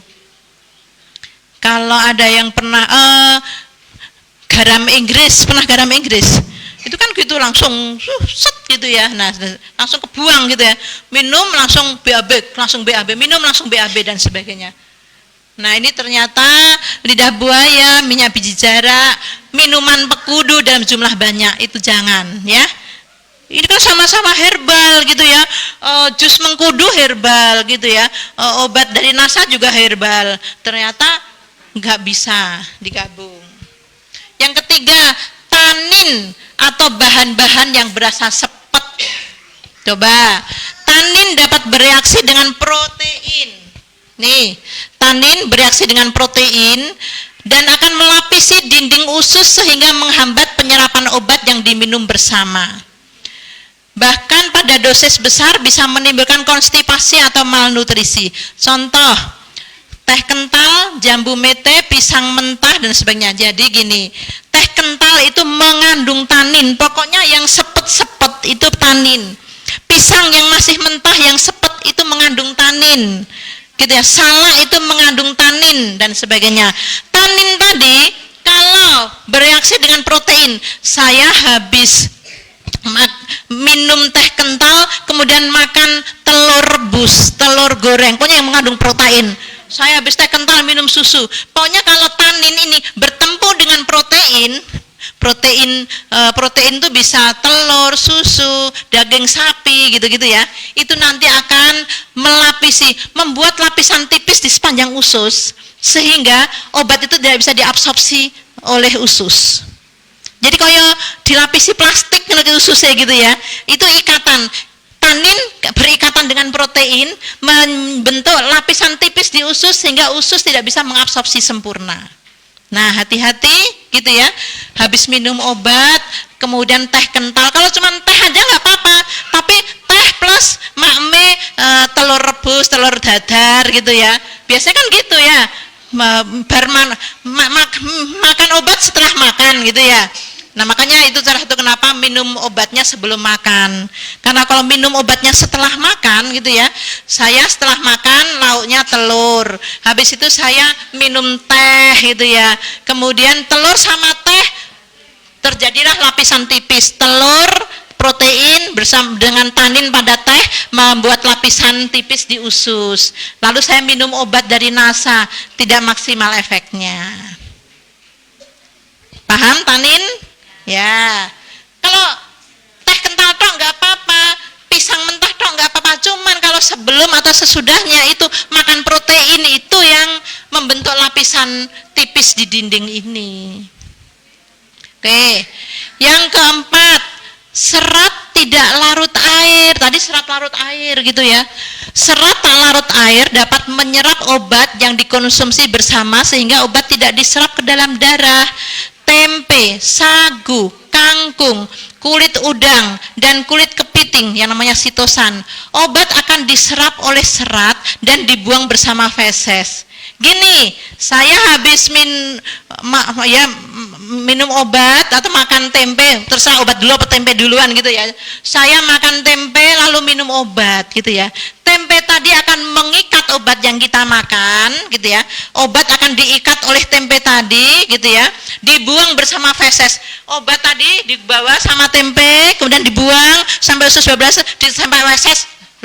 Jadi dia tidak diserap sempurna karena dia diikat oleh serat ini. Tempe, sagu, kangkung, sitosan. Masa sih Bu, saya makan kulit udang, masa sih Bu, saya makan kulit kepiting gitu ya. Kulit udang sih kadang-kala dimakan ya. Nah, kulit kepiting masa dimakan? Sitosan. Jadi subhanallah, ini salah satu tanda kebesaran Allah. Udang, kepiting itu kolesterolnya tinggi, tapi anti kolesterolnya itu ada pada kulit udang dan kulit kepiting, yaitu yang disebut sitosan. Itu anti kolesterol. Jadi kalau saya makan udang, itu kulit-kulitnya saya makan, karena di kulit udang itu ada anti kolesterolnya. Seperti ular itu kena bisa, tapi anti bisanya ada pada ular itu sendiri, gitu kan ya. Nah, sama udang itu kolesterol tinggi, kepiting kolesterol tinggi. Nah, anti kolesterolnya ada pada kulit udang. Kalau kulit kepiting gimana cara makannya ya? Ya, itu sitosan namanya. Nah, di sini ternyata tempe, sagu, kangkung itu tidak bagus dimakan bersamaan kita minum obat. Karena sifatnya dia akan mengikat gitu ya. Obat akan diserap oleh serat tadi, obat akan diserap oleh serat tempe, serat sagu, serat kangkung gitu ya. Kemudian dia diikat, obat tadi diikat sama tempe, dibuang bersama feses. Tidak maksimal diabsorpsi oleh usus 12 jari. Akhirnya enggak berefek maksimal. Nah, ini nanas muda. Enzim bromelin, nanas muda banyak mengandung enzim bromelin yang dapat meningkatkan penyerapan obat ke dalam darah. Kalau ini malah penyerapannya meningkat 2 kali lipat. Gitu. Obat akan ditingkatkan penyerapannya ke dalam darah sehingga efeknya lebih besar. Hati-hati dengan kemoterapi bisa meningkatkan kemarahan efek sampingnya. Nah, kalau bromelin itu malah diabsorpsi 2 kali lipatnya sehingga kadang-kadang bisa overdosis gitu. Tapi kalau obat herbal insya Allah tidak sampai overdosis. Tapi di enzim bromelin pada nanas muda itu jangan diminum bersamaan dengan obat, baik obat dokter maupun obat herbal. Gitu ya. Alkohol jelas boleh. Minuman yang mengandung alkohol dapat meningkatkan efek obat yang berhubungan dengan susunan saraf pusat seperti valerian dan biji pala aradeni ya. Bisa bersifat toksik terhadap hepar dan memacu mah. Alkohol itu gampang berikatan. Nanti ada zat kimia apa yang ada pada obat tadi digandeng sama alkohol akan menghasilkan zat kimia yang berbeda, nanti bisa toksik, beracun. Nah, jadi yang jelas kalau lagi nah ini minum obat lalu arak kita insya Allah enggak, minum obat lalu minum legen, minum obat lalu minum tape gitu ya. Nah, dan ini obat batuk tertentu yang mengandung alkohol, Vicks formula 44 itu alkoholnya 4%, banyak itu, tinggi itu ya. Vicks itu dari formula luar negeri Bayer, itu alkoholnya 4% ya. Jadi jangan minum. Kalau insya Allah bir kita enggak gitu ya, cuman kadang-kala di legen ada, di tape ada, obat batuk ada alkoholnya gitu ya. Itu akan membentuk sebuah reaksi kimia dengan obat yang kita makan. Hasilnya itu tak terduga, kadang-kala bisa menjadi racun atau toksik gitu ya. Yang ketujuh, makanan yang mengandung logam berat. Bayam memiliki kandungan zat besi yang tinggi. Sayuran yang ditanam di tanah bekas reruntuhan pabrik dengan bahan baku logam berat akan juga menyerap kandungan logam yang ada di tanah tersebut. Obat yang memiliki gus hidroksifenolik atau ortodihidroksi atau turunan asetat dapat membentuk kompleks dengan logam. Nah, itu tadi alkohol. Alkohol tadi bisa berikatan dengan obat yang kita makan. Logam berat pun bisa berikatan dengan obat yang kita makan. Ayo pulang ayo. Udah mau selesai kok Dek, ayo kita pulang ini, ayo. Sini Dek, duduk sini, duduk sini Dek.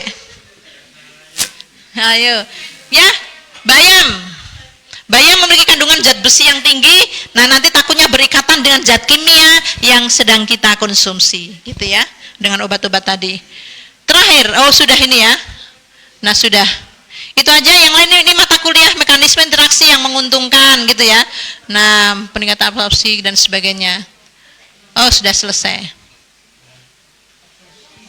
Nggih.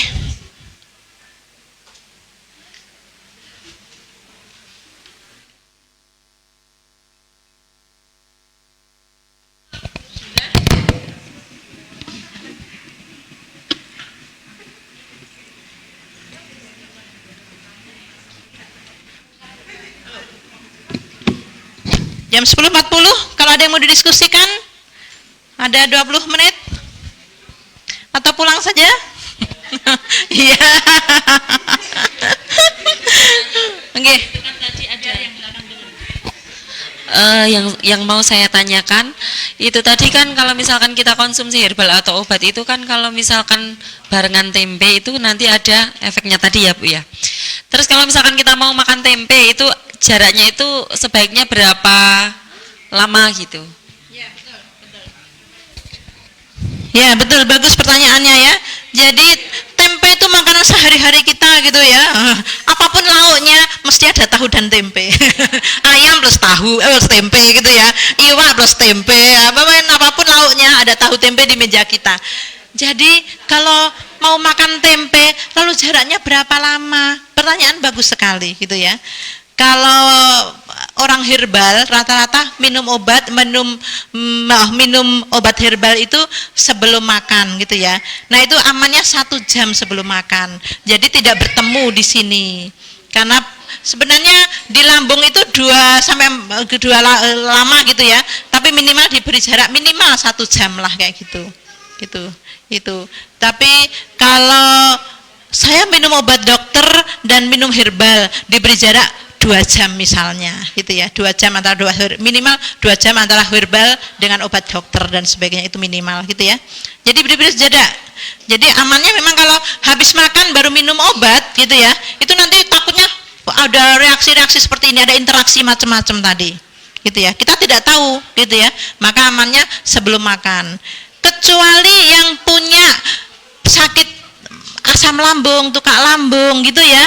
Nah itu kalau sebaiknya perutnya diisi gitu ya. Jangan saya takutnya kalau obat herbal kita kan herbal macam kalau ada yang membuat efek sampingnya iritasi lambung itu bisa memperparah. Jadi kalau orang yang nggak punya penyakit lambung silahkan diminum obat sebelum makan. Tapi yang punya asam lambung, keluhan penyakit lambung itu sesudah perut itu terisi gitu ya setelah makan gitu.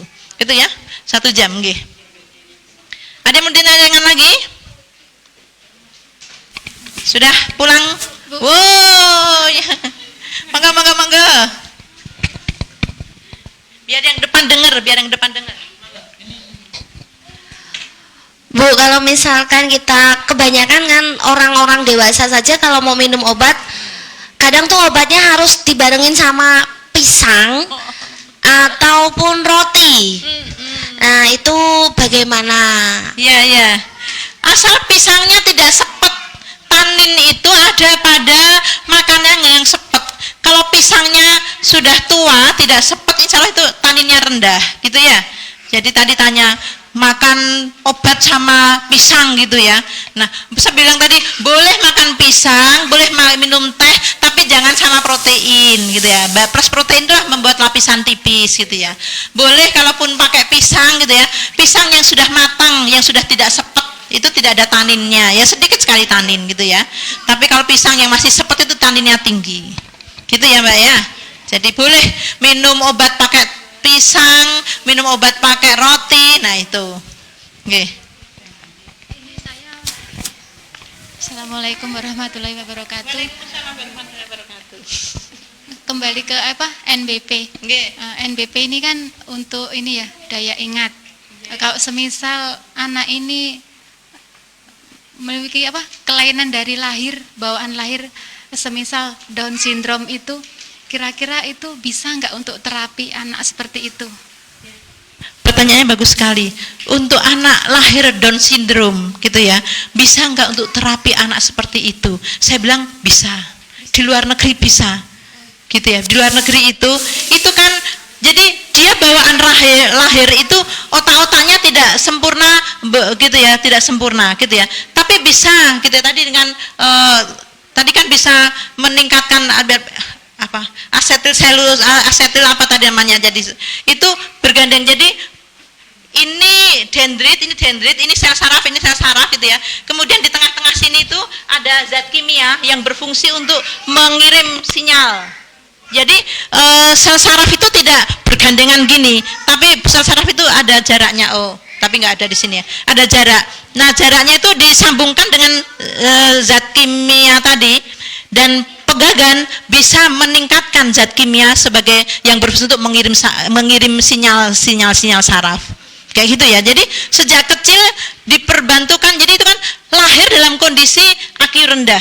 Tapi IQ rendah itu bisa dirangsang atau secara mungkin kalau dari luar diberi rangsangan-rangsangan supaya dia semakin tali temalinya itu semakin kuat, itu IQ bisa ditambah dengan tadi pegagan bisa membantu meningkatkan zat-zat kimia yang membantu untuk mengirim sinyal-sinyal otak.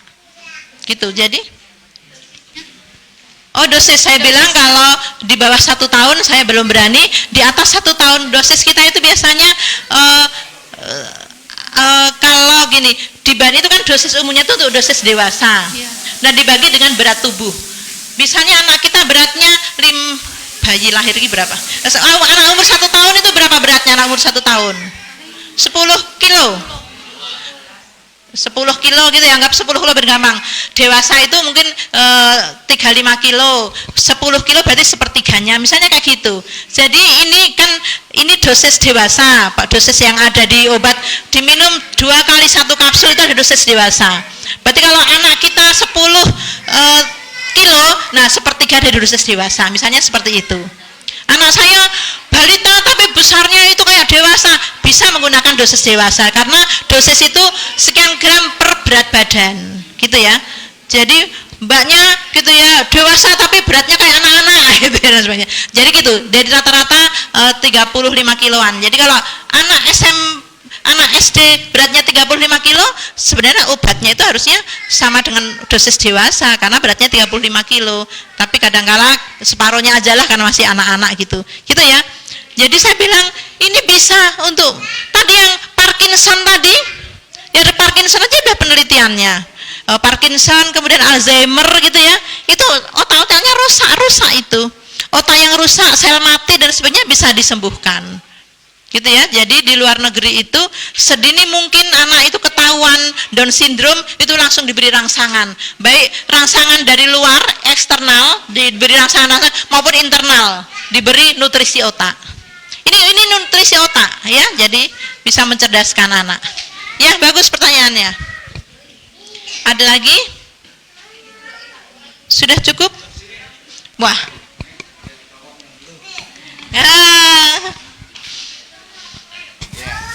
Mumpung ada kesempatan tanya. Baik, mau tanya Bu, terus kalau minum herbal langsung tidur sama apa adakah perbedaan minum herbal ataupun obat sambil aktivitas? Adakah perbedaan yang penyerapannya seperti itu? Oke. Enaknya yang mana ini? Enaknya yang mana gitu ya. Jadi kalau minum obat diuretik, obat yang menyebabkan kencing, jangan sebelum tidur, nanti tidurnya gak nyenyak gitu ya.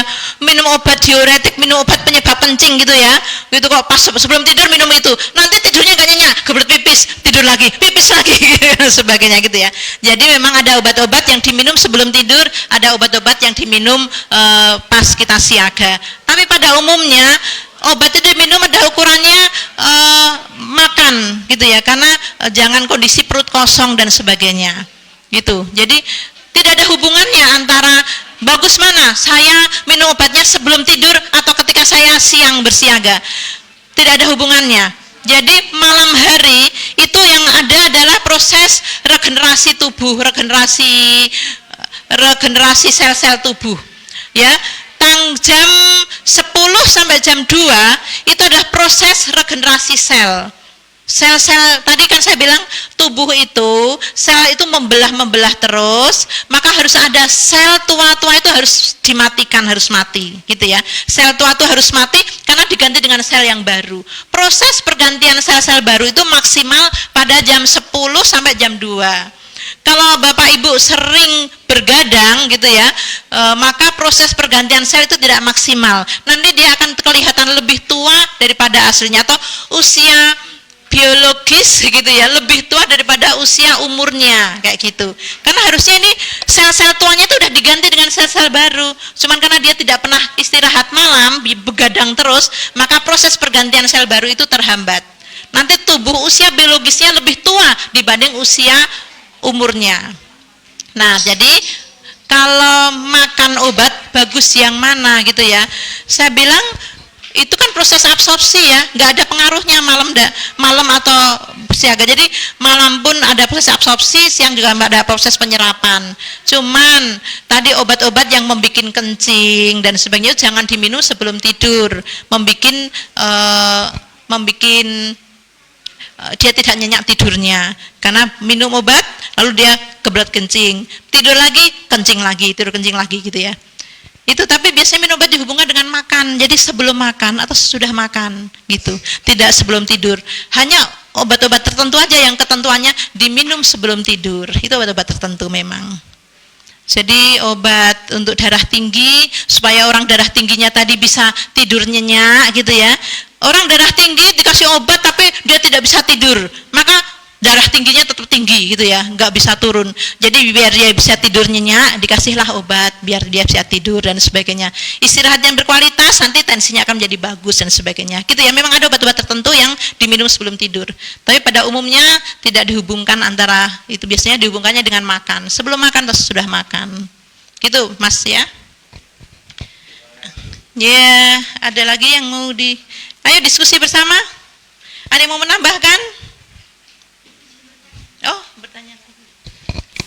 Izin bertanya, saya kan aktivis banget dari pagi sampai malam, bahkan sampai begadang itu aktivitas itu nggak berhenti-henti. Bahkan kalau misalnya di kerjaan itu ya mesti ada kayak nggak diinginkan, misalnya dimarahin atasan terus bisa stres. Kalau misalnya tidur malam kan tadi ada perbaikan sel atau sel tadi kan diganti dengan yang baru. Kalau misalnya aktivitasnya tinggi tersebut biar nggak terlalu mengganggu kesehatan kita, sel-selnya tadi bisa diperbaikin itu cara ngatasinya gimana? Misalnya kurangin begadangnya gitu terus bangun pagi atau gimana baiknya supaya sel-sel tersebut bisa berjalan semestinya. Ya, gitu ya. Jadi bagus pertanyaannya. Jadi orang kalau stres itu kan beberapa sel mati gitu ya. Lalu bagaimana gitu ya menanggulangannya? Ya dengan healing.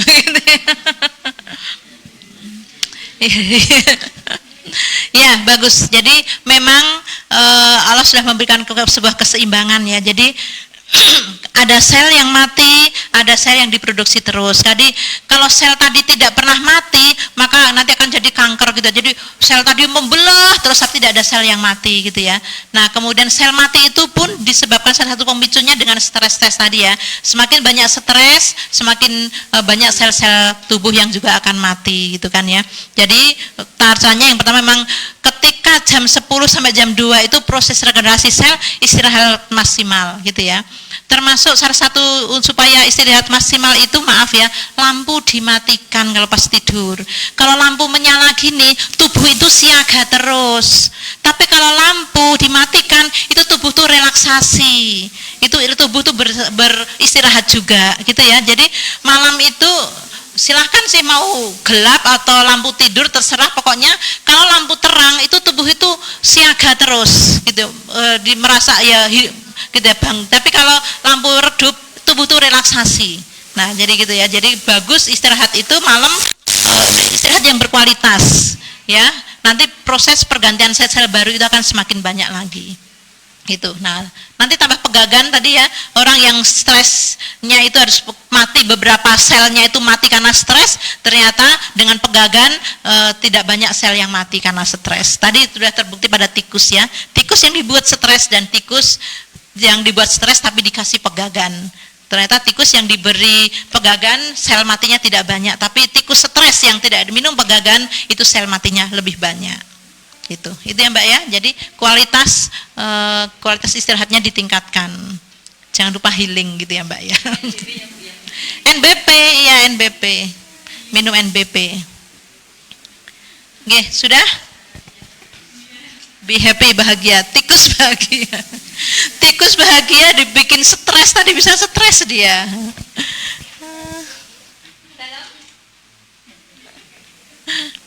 Ada yang tanya? Sudah ada yang ngejak pulang tadi, udah pulang? Oh belum. Ya udah Dek, pulang yuk, udah selesai. Demikian dari saya, maaf ya kalau ada salah khilaf. Saya Bu Tusi, silahkan kalau ketemu di jalan sapa saya Bu Tusi gitu ya. Saya tidak kenal ibu semua, dengan senang hati gitu ya. Silahkan sapa saya Bu Tusi di jalan gitu ya. Demikian dari saya, semoga bermanfaat. Maaf kalau ada salah khilaf. Slide materi boleh nanti diminta gitu ya kepada Pak Eko, kepada Pak Eko gitu ya. Slide materi boleh didapatkan. Assalamualaikum warahmatullahi wabarakatuh. Baik, luar biasa. Terima kasih kepada Bu Tuti. Aplausnya mana aplausnya? Baik, saya juga termasuk yang surprise ya dengan materi beliau. Ternyata banyak hal-hal yang kita hal-hal sepele menurut kita, tapi ternyata sangat luar biasa ya. Bagaimana cara mengkonsumsi obat yang benar ya. Karena ini juga menjadi bahan untuk para mitra sekalian, mahasiswa PKL juga, bahwa ada hal penting yang bisa kita lakukan bagaimana cara mengkonsumsi baik obat herbal maupun obat kimia ya. Baik, dan berita baiknya ya, di luar sudah ada makanan yang siap dikonsumsi, insya Allah. Mie sehat ya, mie sehat Nasami, dan nanti insya Allah silakan mengambil satu persatu ya. Kalau dua nanti ada yang nggak kebagian. Baik Bapak Ibu sekalian, alhamdulillah seperti jadwal kita jam 11 tepat kita sudah bisa menyelesaikan tematik ya. Nantikan tematik-tematik berikutnya setiap hari Sabtu. Insya Allah kita akan melakukan tematik pekan depan lagi dan sebagainya.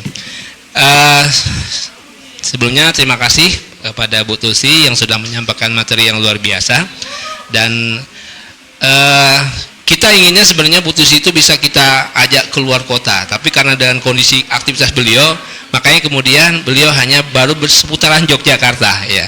Makanya manfaatkan posisi kita di Jogja. Kalau ada materi-materi yang disampaikan para narasumber ya, silakan datang ke kantor NASA.